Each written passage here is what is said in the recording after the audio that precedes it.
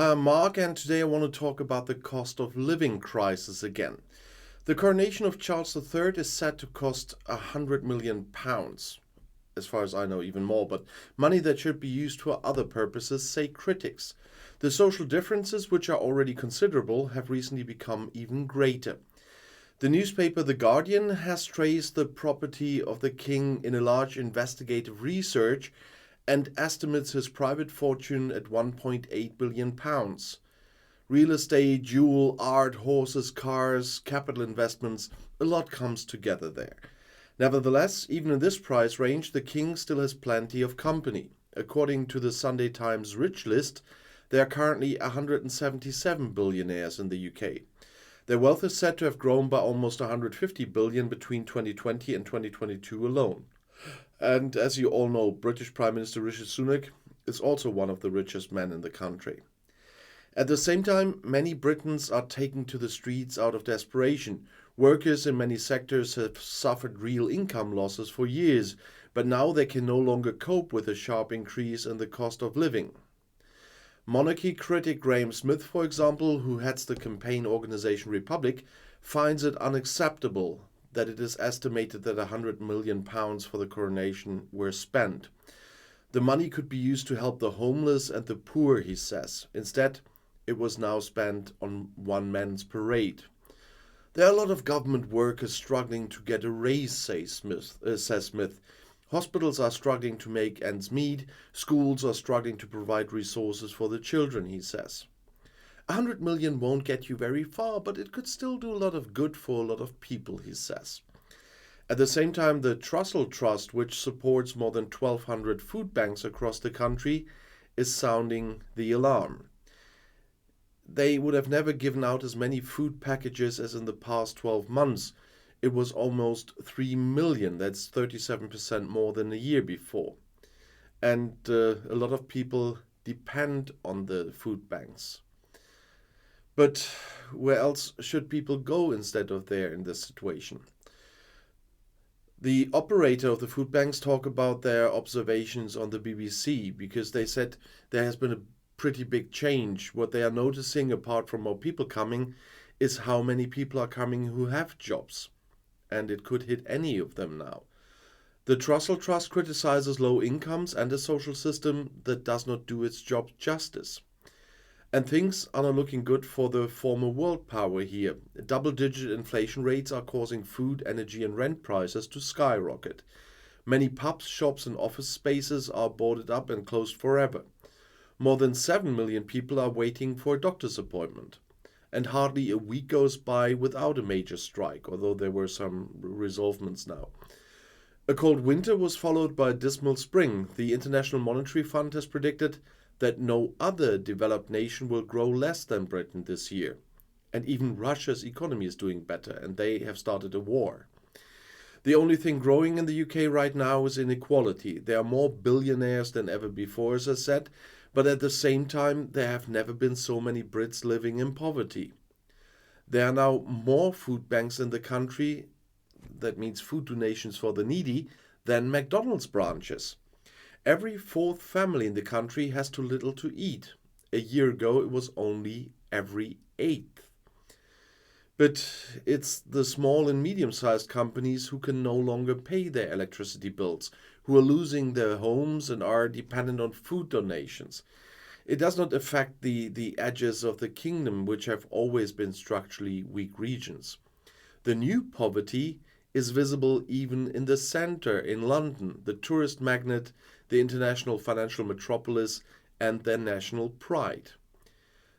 The anger about those up there, an elite that only cares about their own wealth, runs deep. It seems bizarre when Prime Minister Rishi Sunak, a near billionaire, expands the electricity supply for his 12-meter pool at the holiday resort in North Yorkshire, while hundreds of thousands live in cold houses. Or when the head of the Bank of England complains that the British now have to accept that they are poorer, while he himself is ranking in 190,000 a year, as it wasn't the head, it was one from the board. Those up there are also the royal family.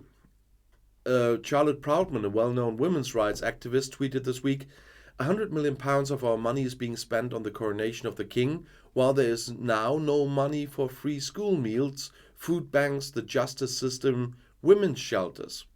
Let's put 99.9% first, not 0.1%. And every Tuesday, the Swiss church organizes a breakfast. Around 60 needy people take part. That's significantly more than before as well. And in the meantime, there are occasional arguments among the participants as to who is more needy there even. And the hairdresser who cuts hair for free once a month there is in such demand that the second one has had now to be hired. And finding an apartment in London has never been easy. I know what I'm talking about. But in the last 2 years, it has become almost impossible. For the money you used to get an entire apartment for, you can still get just one room now. And there are 30 others applying with you. And if you find a place to stay, it's usually in a desolate condition. There's no money left for other things, such as heating during the crisis. And on the other side, there is this magnificent coronation. It was nice to look at, I have to say. But British taxpayers pay their royal family about twice as much as Germans pay for our federal president, at least. And royal supporters anticipate income, for example, in tourism. But is this balance scrutable? Well, there's a simple calculation of how much the British monarchy costs, and it's a complicated one. The simple way goes like this. In 22, the taxpayer paid the palace £86 million for the employees of the royal family, the monarch's trips, and other costs. Converted to all Britons, this is just €1.40 from my point of view, as much as a pint of milk. For years, that was the formulation with which the press office of the palace wanted to illustrate the cost. It doesn't sound like much. The United Kingdom will probably be able to afford it. But for comparison, in the federal budget here for 23, almost €49 million are planned for the federal president and the office of the federal president. The more complicated calculation looks a little different though, because King Charles III has income other than direct government grants. He has income from the Duchy of Lancaster. These are profits from leasing land and other property. The duchy brings in around £20 million a year as well. The royal family also owns the Duchy of Cornwall, and there too profits of a similar amount are paid out to Prince William. And there's a special feature for the king. He does not have to pay any taxes. That means neither income tax nor capital gains tax or even inheritance tax. Since 93, however, the Queen has been paying taxes on a voluntary basis. The Republic organization, which advocates an end to the monarchy and an elected head of state, presents a completely different calculation. In 2017, the group produced a report in which the authors concluded that royalty costs taxpayers £345 million a year. The calculation also includes the cost of securing the royals and the properties. And in addition, the expenses that have to be spent on buildings that are owned by the state but used by the royal family were also included in their calculation. But there are different arguments to justify the expenses for the king. The 11 so-called working royals, that means family members working for the royal family, held around 3,200 official appointments per year before the corona pandemic. And this includes above all appearances at charitable organizations, aid projects and associations that support social cohesion. In addition, the king is the head of state in a total of 15 countries, chairman of the Commonwealth, which is a confederation of states with 56 members, and the head of the Anglican Church. Supporters of the monarchy also argue that the royal family is an economic factor and boosts tourism. Accordingly, so many visitors come to London or Great Britain because there is a king. The glamour world around the royal family would be an important attraction.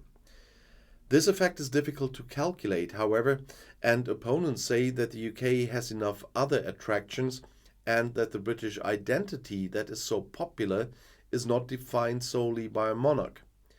There has been wide coverage of the king's fortune in recent weeks, though. The daily newspaper The Guardian, as I said, has had a whole team calculate this, what I said in the beginning of the video. And accordingly, the king really has £1.8 billion, but compared to others, that's not even too much.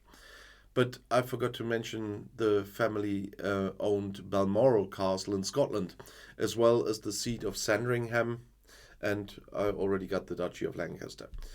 But there are not a lot of official figures for that, and the palace does not comment on the estimates but called the figures a creative mix of speculation, assumptions, and inaccuracy. What is particularly striking in the debate about the king's finances and the cost of the monarchy is that there's a lack of transparency. That would be good for an honest debate, but it's not very likely that we get full transparency there soon. But as I said in an earlier video, Scotland has made some changes on the financing of the king, and so there have been changes in recent years. But we will see if we ever find out how much they really earn every year. They're not for. There's a reason why the family for a long time was just called the firm. And I mentioned a long time ago in my videos that I'm playing Star Trek Fleet Command, even if Scopely drives me crazy with a lot of bugs in this game and whatever. But I thought it's just fun because I know that one from my alliance is watching my videos. The others don't know that I'm doing this. But I just want to say, you know who I mean. Don't forget to tier up your Franklin so that at tier 9 and Ops 35 you can get your Franklin A, because you were only talking about the Mantis today. Don't forget the Franklin. We really need that for certain events to have more people to have a Franklin. And sorry to the rest. It was just a little joke built in here for a friend of mine.